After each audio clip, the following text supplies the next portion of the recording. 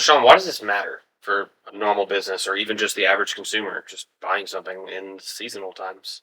Well, especially in seasonal times, we've got to be on a much higher alert. We've got DEF CON, whatever, and this is like the highest level of DEF CON is right around the holidays because it's really when the hackers really step up. People are more stressed. They're not doing things as intelligently as they might normally do because they've got so many things going on. They got all these Christmas parties, all these holiday gatherings with their family, and they're bouncing from place to place, and they're just in a major rush.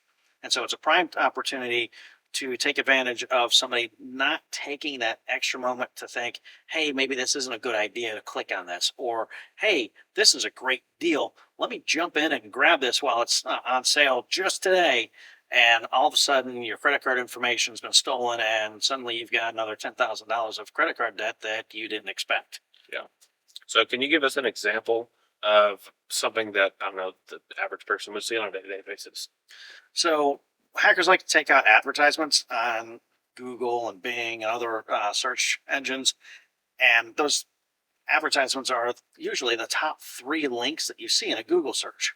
So a few years ago, my wife was looking for a nativity set, a very particular one, and she found it. Normally, this thing's like $1,000, I think, and she found it for like $200. Hmm. She said, Sean, check this out. This is such a great deal. You should buy this for me." And I looked at it, I was like, "Nope."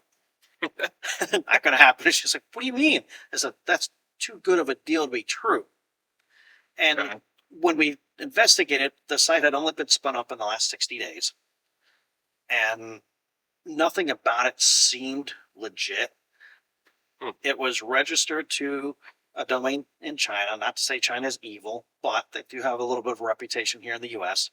And just it was too good of a deal to be true. And so when I investigated it further, and I've got the technical knowledge to be able to do so, I was able to easily figure out and show my wife, hey, look, these are the indicators that show that this isn't a legit offer, right? Okay. But it was an advertisement that she found on Google while searching for that nativity set. So, let's say everybody doesn't have a husband like Sean who lives with them. How are they supposed to be able to look at something and know that if they don't have somebody like you looking over their shoulder going, "No, don't do that." If you've never heard of the website before, probably not a good idea to shop from it. Okay. That's number one. If you trust it, you trust it. If you've shopped at HomeDepot.com or Lowe's or Ace or whoever, you know that those are legitimate hardware stores. But if you go to Bob's Hardware Emporium.com and you find a Milwaukee for $50 that's normally 600, I'm buying it now. well, that's probably not a good idea, right? But the other part to that is that as you're clicking around and you see these advertisements for these random websites and it looks too good to be true, it probably isn't. Okay. So, give me an example.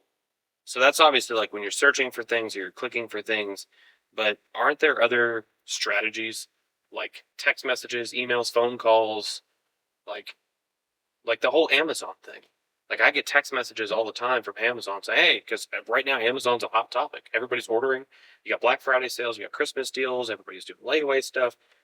There are all these Amazon things that are coming through, and I see these text messages come through that say, "Oh yeah, your package is going to be delayed, or your package was canceled, or you know, how do we tell if that's real?" Log into Amazon's website. Okay. Most of these vendors are going to have some type of website that you can log into and find the actual tracking number and click on it through your own account, right?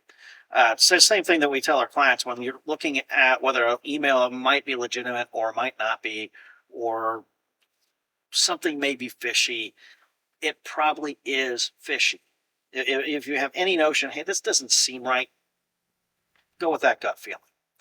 Um, Hackers use similar domain names. They may change an I to a one or an L, and it all looks very similar when you're taking a quick glance at it, right? And if you get a text message that you're not expecting it, don't trust it, right? You get an email that you're not expecting, or maybe you are expecting some type of email, but it isn't the way that it should be. You should reach out verbally through a good trusted source, not that email or not that text message, and reach out to the person who supposedly sent it to you, right? Okay. In this case, you get a text message from Amazon saying your package has been delivered. Well, that's great. I wouldn't necessarily click on the link. I might go to Amazon's website, especially during the holiday season, just because that stuff is so prolific. Yeah. Um, Another thing, kind of about the whole Amazon thing, just to kind of continue off of that. What's weird that I heard about is that people are getting packages of things they didn't order, and sometimes they have like a review or a QR code. What's the purpose of it? Like, why have you heard about these things?